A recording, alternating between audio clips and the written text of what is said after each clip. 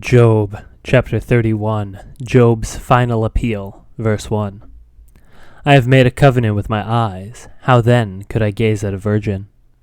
What would be my portion from God above and my heritage from the Almighty on high? Is not calamity for the unrighteous and disaster for the workers of iniquity? Does he not see my ways and number all my steps? If I have walked with falsehood, and my foot has hastened to deceit, let me be weighed in a just balance, and let God know my integrity. If my step has turned aside from the way, and my heart has gone after my eyes, and if any spot has stuck to my hands, then let me sow and another eat, and let what grows for me be rooted out. If my heart has enticed toward a woman, and I have lain in wait at my neighbor's door, then let my wife grind for another, and let others bow down on her. For that would be a heinous crime. That would be an iniquity to be punished by the judges. For that would be a fire that consumes as far as Abaddon, and it would burn to the root all my increase. If I have rejected the cause of my manservant or my maidservant, when they brought a complaint against me, what then shall I do when God rises up? When he makes inquiry, what shall I answer him? Did not he who made me in the womb make him? And did not one fashion us in the womb? If I have withheld anything from the poor desired, or have caused the eye of the widow to fail, or have eaten my morsel alone, and the fatherless has not eaten of it. For from my youth the fatherless grew up with me as with a father, and from my mother's womb I guided the widow.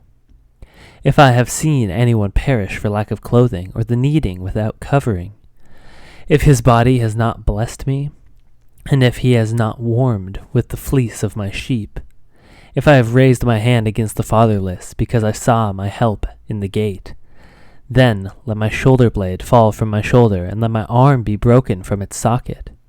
For I was in terror of calamity from God, and I could not have faced his majesty.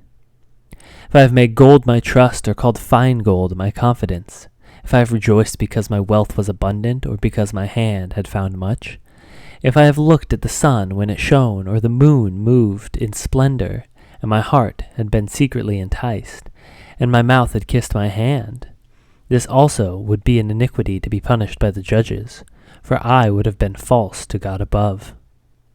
If I have rejoiced at the ruin of him who hated me, or exulted when evil overtook him, I have not let my mouth sin by asking for his life with a curse.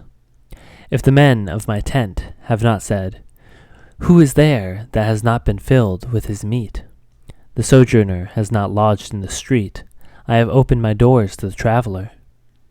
If I have concealed my transgressions, as others do, by hiding my iniquity in my heart, because I stood in fear of multitude, and the contempt of the families terrified me, so I kept silence and did not go out of doors. Oh, that I had one to hear me! Here is my signature. Let the Almighty answer me. Oh, that I had indictment written by my adversary. Surely I would carry it on my shoulder. I would bind it on me as a crown. I would give him an account of all my steps. Like a prince I would approach him.